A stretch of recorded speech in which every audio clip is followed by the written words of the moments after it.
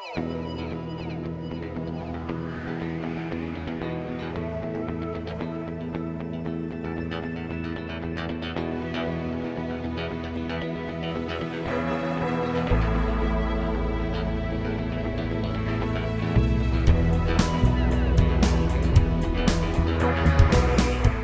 you tell me about what is special about Tennessee whiskey over bourbon?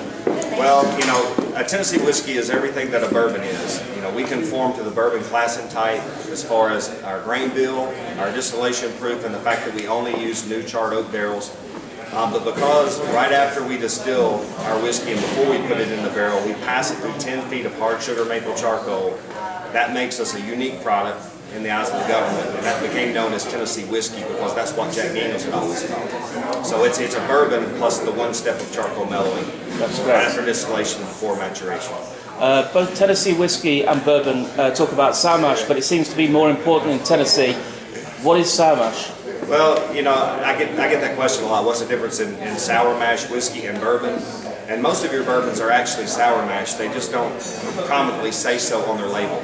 If you look at what sour mash is, it means that we will utilize a setback in our process. So when we're distilling a fermenter, we're going to drive all the alcohol from the fermenter off into the condenser and turn it into whiskey. And what flows out the bottom of a still always has a lower pH because there's been a lot of CO2 that's evolved through it. And we will recycle that back into a new coop of grains. And what that does is it lowers the pH of all the incoming grains.